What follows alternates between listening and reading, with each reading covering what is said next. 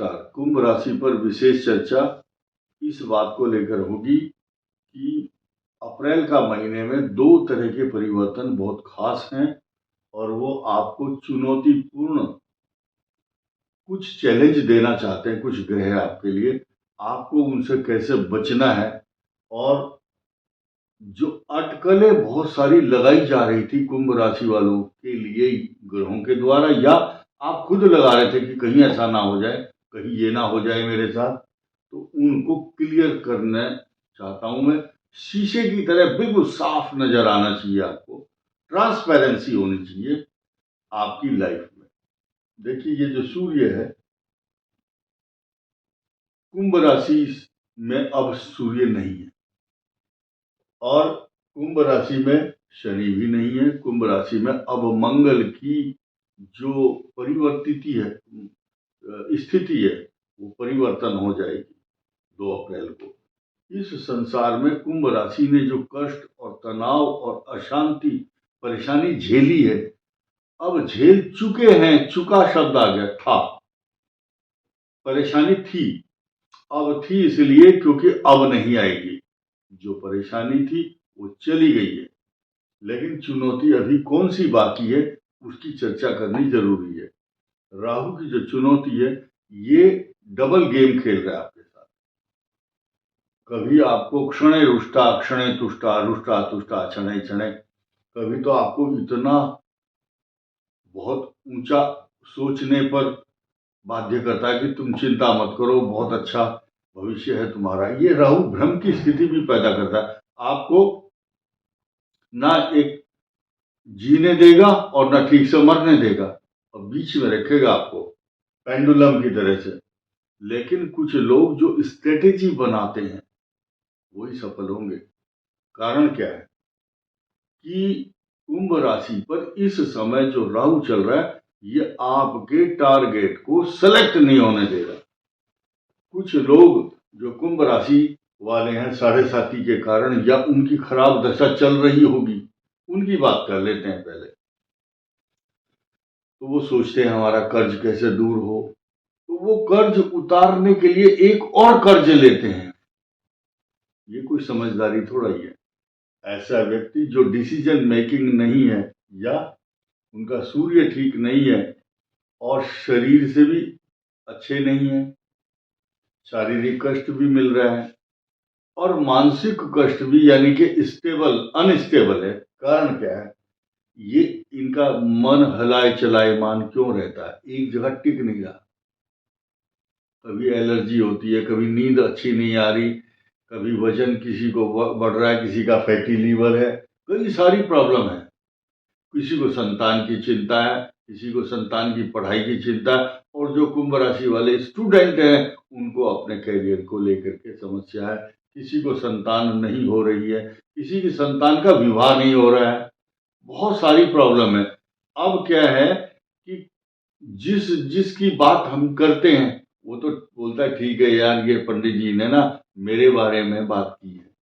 और कुछ आदमी ऐसे हैं जो क्राइसिस लेके घूम रहे, झगड़े और मुकदमे वाले, चाहे फैक्ट्री के हों, चाहे नौकरी के हों, चाहे बिजनेस के हों, चाहे आपकी दीवार का या नाली का खेत का झगड़ा हो। अब इतने सारे सब्जेक्ट को हम एकदम कवर करें, हर आदमी सोचे कि मेरे बारे में बात हो, हाउ इज इट पॉसिबल? ये संभव नहीं है। लेकिन फिर भी मैं अब आपको सामान्य प्रिडिक्शन बताता हूं। देखिए, आपकी संतान के विवाह हो या संतान उत्पन्न होनी है या संतान से रिलेटेड जो भी प्रॉब्लम है, उसका निराकरण होने का समय आ गया है। और जो कुंभ राशि वाले बच्चे जो टारगेट अचीव नहीं कर पा रहे थे, लिख लो कागज पर, इस साल टारगेट अचीव करेंगे 100%। अब मुकदमों की बात, जिनके लड़ाई झगड़े या महादशा चल रही, भाई हमें तो आपके घर नहीं गए किसी के, आपकी कुंडली में कौन सी दशा चल रही है, this is depend upon the planetary position and mahadasha, what is running mahadasha, what is going on right now. तो हम तो सिर्फ आपको कुंभ राशि के जो राहु है इसके प्रभाव बता रहे हैं। राहु आपको कंफ्यूज भी करता है, आपको बहुत ऊंचा भी उठाता है और निर्भर करता है कि इस साल आपकी दशा कौन सी चल रही है, महादशा। अब ये क्या है, राहु और चंद्रमा ग्रहण योग भी बनाता है।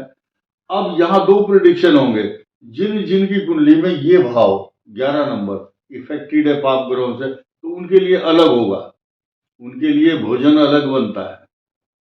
और जिनका यहाँ राहु नहीं है उनका भोजन अलग बनता है या उनको स्वाद अलग मिलता है। राहु चंद्र का जो विष योग है एक तरह से, या ग्रहण योग कहो इसको, मन को विषैला करता है, इमोशनल, सेंसिटिव, हाइपर सेंसिटिव, और कुछ रोग भी पैदा करता है। अब यहाँ सप्तम भाव का जो रोल है इसको हम भूल नहीं सकते। ये मैरिज लाइफ को डिटैचमेंट, डाइवोर्स, झगड़े, बहुत से हम रोज देखते हैं। जिसकी कुंभ राशि है वो लिखेगा नीचे डाइवोर्स, लिख के चला जाएगा। अब हम जो लेक्चर देते हैं या बातचीत बताते हैं, जो सलाह देते हैं, कुछ लोगों को समझ नहीं आती या पसंद नहीं है, बोले ये तो लेक्चर देते हैं। भाई आपकी घरवाली, आपके बच्चे या आपका पति अगर आपस में मेल मिलाप होता है तो बुराई क्या है। इस संसार में दो यंत्र, दो इंस्ट्रूमेंट है टेलर के पास। जो सुई है, सुई धागे को जोड़ती है, आपस में जोड़ती है, और कैंची जो है वो काट करके दो हिस्से करती है। तो हमारा काम जो है ना, सुई वाला काम है, सुई, और कैंची वाला जो काम है वो हमारा नहीं है। हम डरा नहीं रहे, हम आपके प्रेम को, आपके दाम्पत्य जीवन को, आपके परिवार को संयुक्त और संगठित रखना चाहते हैं, ये उद्देश्य है। अगर एक परिवार भी ठीक हो जाए तो हमारा ये वीडियो बनाना सफल हो जाएगा। अब आइए जानते हैं। जो टेलर है, टेलर कैंची को पैर के नीचे दबा कर रखता है या गद्दी के नीचे रखता है क्योंकि वो काटती है। और सुई को कहाँ रखता है? सुई को या तो पॉकेट में रखेगा, हार्ट के पास, या कॉलर में यहां लगाएगा, या फिर यहां लगाएगा कफ। यानी कि जो आदमी समाज को जोड़ना चाहता है वो उसको या तो बाहों में रखते हैं, या दिल से लगाते हैं, या फिर गले से लगाते हैं, या फिर कुछ लोग, कुछ टेलर अपनी सुई को सिर की जो टोपी है उसमें भी लगाते हैं, सिर पे बिठा लेते हैं लोग, इसमें कोई शक नहीं है। तो भाई किसी को बोरियत लगती है तो वो वीडियो ना देखे, लेकिन हम तो इस बात की कोशिश करेंगे कि आपका परिवार जुड़ा रहना चाहिए, परस्पर अच्छे मधुर संबंध हों। आजकल विश्व के अंदर बहुत सारी संस्थाएं काउंसलिंग करती हैं, पुलिस भी करती है, जज भी करते हैं। अगर हम कर रहे हैं तो हम कोई बुरा नहीं कर रहे। अदालतों के चक्कर नहीं काटना, अपने घर में ही एक दूसरे पति पत्नी का सम्मान करते हुए सौहार्द भाव से आपको सिर्फ क्या करना है, एक दीपक जलाना है, 4 बत्तियां हो, 4 बत्तियां जलनी चाहिए। उपाय हम इसलिए नहीं बताते, अभी देखना को कमेंट शुरू हो जाएंगे, बत्ती कौन सी लेनी, रुई कौन सी लेनी है, तेल कौन सा डालना है, दाएं चलना है या बाएं, कौन सा दिन होना चाहिए, सुबह हो या शाम हो। भाई किसी भी समय कर लो, आपकी मर्जी। ये उपाय करना है, चौमुखा दीपक जलाओ और उसके क्लॉकवाइज 7 टाइम चक्कर लगाना, और ओम स्वस्ति या कोई भी एक मंत्र बोलो, ओम नमः शिवाय, ओम विष्णवे नमः, एक मंत्र बोलना है। इसका लाभ क्या मिलेगा नोट करिए, अभी प्रेडिक्शन बताता हूं, रुक जाइए। मंत्र है, यानी कानी च पापानी जन्मांतर कृतानि च तानि सर्वाणि विनिश्यन्तु प्रदक्षिणाम पदे पदे। जब जब आप परिक्रमा करेंगे उस दीपक की, दोनों पति पत्नी, कोशिश करें कि 4 बार स्त्री आगे और 3 बार पुरुष आगे। ऐसा करने से आपको धर्म, अर्थ, काम, मोक्ष तथा हर प्रकार के सुख साधन, और मन में जो वैमनस्य है या नाड़ी दोष, वर्ण दोष, गण दोष, जितने भी दोष हैं, विवाह में किसी की कुंडली मैच नहीं हुई, सब दोष दूर हो जाएंगे। और उसके बाद गाय को रोटी दो, दोनों हाथ लगाओ और सारे पाप नष्ट हो जाते हैं। तानि सर्वाणि विनिश्यन्ति, सारे पाप यानी कानि च पापानि, फिर लिखा है जन्मांतर कृतानि च, जन्म जन्मांतरों के पाप नष्ट होते हैं।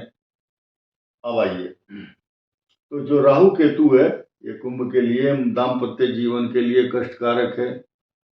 और ये बुध और चंद्रमा ये भी गोचर में है इस समय। अब चुनौती बाकी जो रह गई है वो सिर्फ राहु की और केतु की है। मंगल का जो अंगारक योग बना हुआ था वो समाप्त 2 अप्रैल के बाद। अब ये स्थिति जिस राशि पर मंगल शनि सूर्य आएंगे वो कष्टकारक होगी, वो अलग झेलेगी, लेकिन आपके सिर पे से बहुत बड़ा बोझ हट जाएगा। और आपके कुंभ राशि का जो घड़ा है जिसमें कचरा भरा हुआ था, कंकड़ पत्थर भरे हुए थे, वो घड़ा फूट करके आपको रिलैक्स देगा। आपके सिर पर से कई कुंटल का बोझ जैसे रखा हुआ था वो अब हट जाएगा। और आपको ओम नमः शिवाय का जाप करना सबसे अच्छा रहेगा। आपकी सब मनोकामनाएं पूर्ण होंगी। इस वीडियो में इतना ही। धन्यवाद, नमस्कार।